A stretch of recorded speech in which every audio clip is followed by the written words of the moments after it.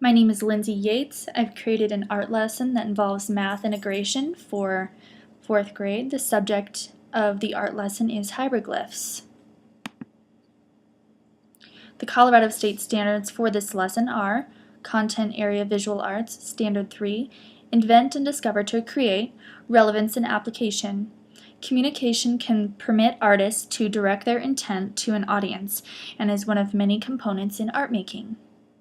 The second one is Content Area Visual Arts Standard 3, Invent and Discover to Create. Nature of Visual Arts, number 1, Processes Evolve Over Time, which shows the history aspect of the Egyptian culture and their writing styles.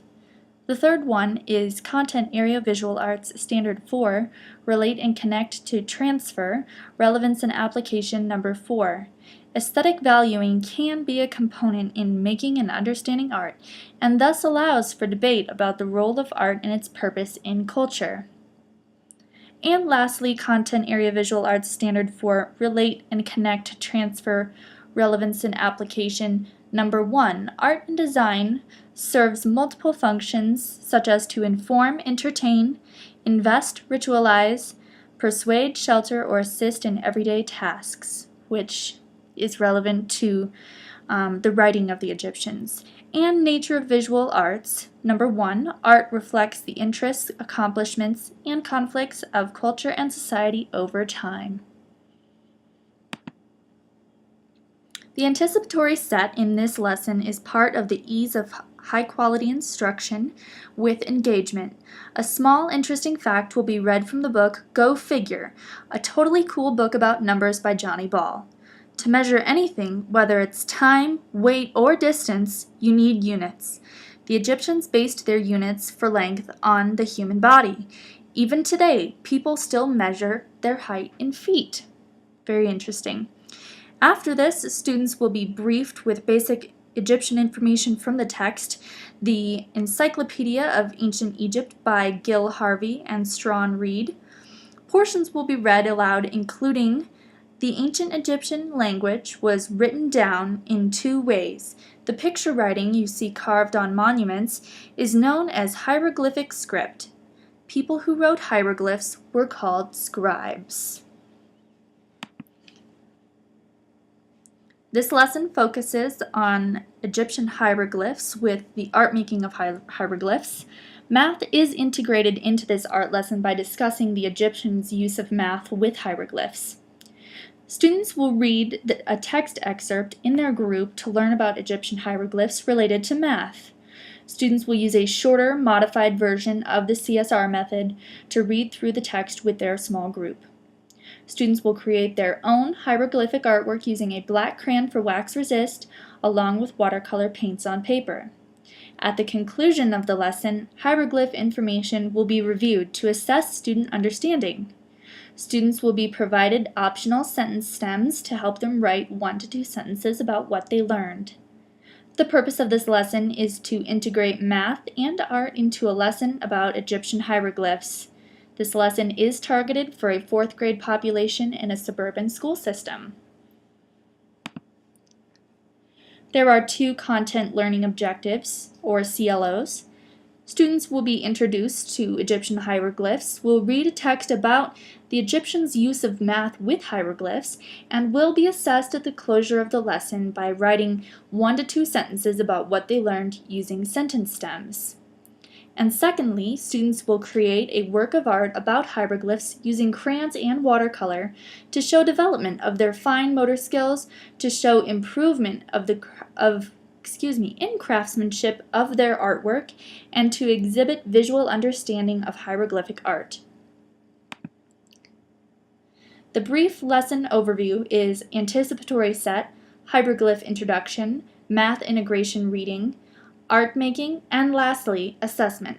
Materials needed are the Encyclopedia of Ancient Egypt by Gil Harvey and Strawn Reed, copies of the text from Go Figure, a totally cool book about numbers by Johnny Ball for each student, hieroglyph ideas sheets for art making, paper, pencil, black crayon, and watercolor paints. The text reading is part of the ease of high quality instruction with exploration.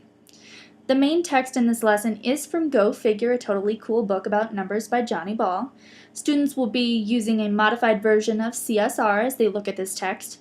I'm now going to read the chosen excerpt. It reads, "The hieroglyphs were stacked up in piles to create bigger numbers. This is how the Egyptians wrote 1966. And that image is right there for you. It is also going to be given to students. Egyptians counted in base 10 and write numbers as little picture or hieroglyphs. Simple lines stood for 1, 10, and 100. For 1,000 they drew a lotus flower, for 10,000 was a finger, and for 100,000 was a frog, and 1,000,000 was a god." Egyptian numbers were fine for adding and subtracting, but they were hopeless for multiplying. To get around this, the Egyptians devised an ingenious way of multiplying by doubling. Once you know this trick, you can use it yourself. There are images to support this text shown on the slide from the book.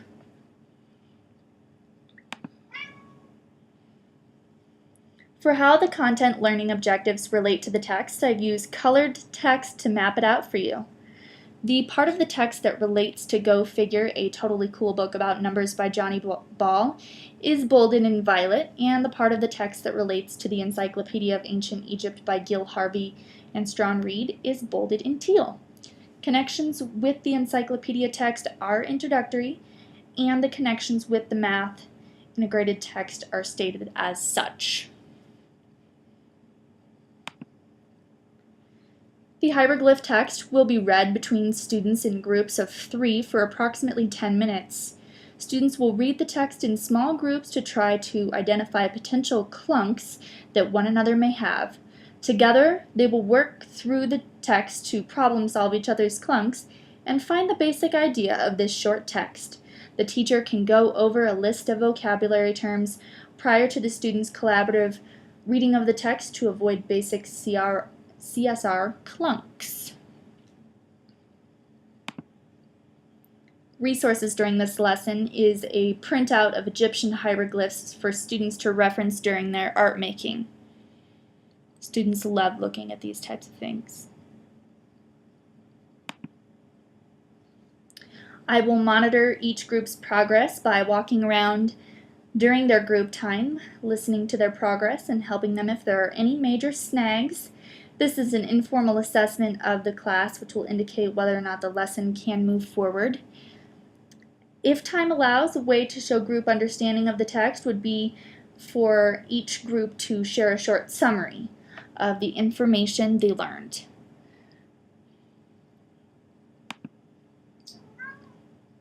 The art making aspect of this lesson involves wax resist and watercolor paints. The process will go as follows. Number 1, students will draw 3 hieroglyphs on white paper with pencil. These can be Egyptian hieroglyphs, but students may also creatively design their own. And in that creativity, they can also think about maybe including something with math. Number 2, students will trace over pencil lines with wax resist crayon. And number 3, students will paint inside the wax resist lines with watercolor paints. Lastly is assessment of student understanding, which is part of the ease of high-quality instruction with evidence. After cleaning up from the art-making experience, hieroglyph information will be reviewed to assess the student understanding. Students will be provided optional sentence stems to help them write 1 to 2 sentences, about what they learned. Students will turn this information into the teacher.